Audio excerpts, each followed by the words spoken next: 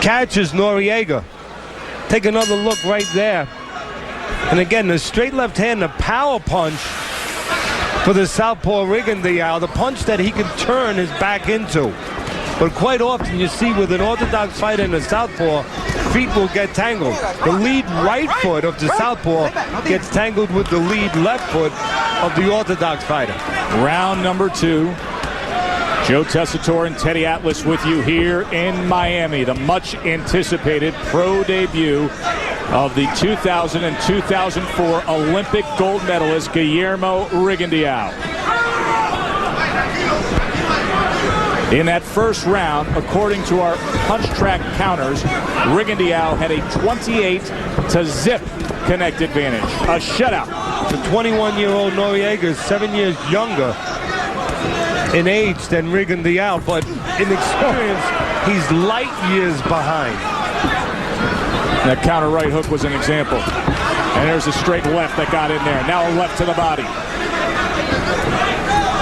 And again, Rigondeaux, because of the level of opposition or the lack of level of opposition in front of him tonight, well, he's able to stand in front and just measure shots.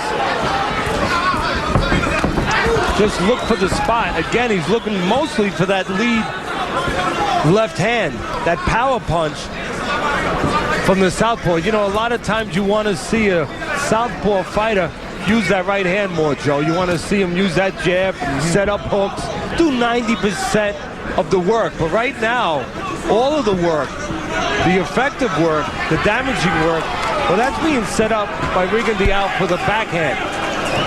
Again, that punch, the power punch, downstairs and upstairs. I'd like to see if Noriega had a little bit of confidence, which he doesn't right now, to let that lead left hand go. I'd like to see how Rigondeaux would deal with a snapping left hand, especially when he has the habit of not only keeping the lead right hand low, which he's getting away with obviously right now, but again, there's no snap from Rigondeaux with that jab. There's the right hook from the southpaw. Always a difficult punch, being that the orthodox fighter just isn't used to seeing that punch come from that angle. That right hook snapped like a viper coming in on Noriega. And again, a lot of parrying, a lot of posing by Rigondeaux, and he's able to get away with that. You see a deer in headlights in Noriega. I mean, Noriega is literally closing his eyes as punches come. End of round 2.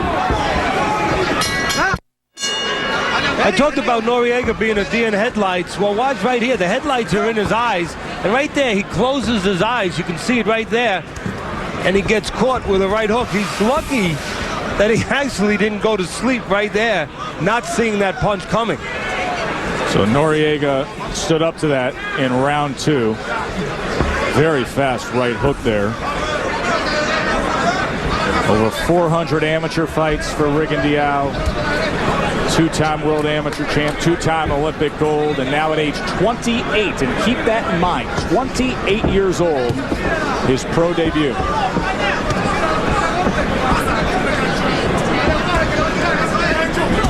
And again, you see the eyes of Noriega closing. And I'd like to see, quite honestly, Rigondeaux close this fight out. Well, obviously, he could do it at his choosing. You see that his temperament is not really to be an aggressive fighter, to say the least. He's not a really front-end fighter. What I mean by that is a guy who really sets up his offense. And the referee doing the right thing there. Sam Burgo saying, you know what? I mean, this is useless here because Juan Noriega has absolutely no chance whatsoever. The gap in skill was just too great to overcome. Noriega landed 2 of 43 punches in the fight, according to our punch track counters. Well, just a common sense, really a common sense and compassionate move by the referee. Because I had just said a couple seconds later, basically, I was looking for this fight to be closed out. But what I was also saying was that it's evident that Rigondeaux very calm in there, very skillful, but and also, of course, had the right opponent in front of him. But you can see that he's not a fighter that does it on the front end, Joe. A guy that really creates his offensive line. He likes to do it on the back end. He likes to do it where he can counterpunch, like Floyd Mayweather a little bit, where he gets his opponent to come to him and then he takes advantage. And he really didn't get an opportunity with Noriega being so intimidated. Well, let's take you back through the action of the pro debut of Rigondeaux. We'll start in round number 1. Scored a knockdown very early into this fight. And again, you could see Rigondeaux doing something that he won't be able to do throughout a lot of his career in the pros, just posing with his punches.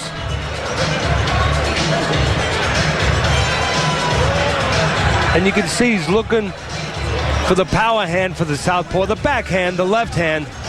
And there he switches up a little bit, catches Noriega with his eyes closed with the right hook.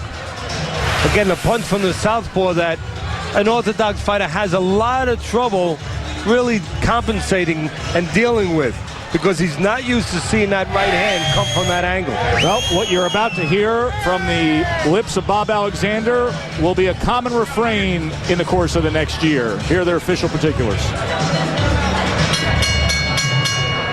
Ladies and gentlemen, from the Fontainbleau Hotel on Miami Beach, Florida, your referee in charge, Sam Burgos, stops this bout at 1 minute 9 seconds of the 3rd round. Your winner by TKO, Guillermo El Chacal Rigondeaux. Teddy, many are going to ask in the course of the coming days, all right, so the American fight fan has now gotten their taste of what Guillermo Rigondeaux looks like as a pro. Give me your best guess as where you think he is headed in his career. In a 122-pound division that includes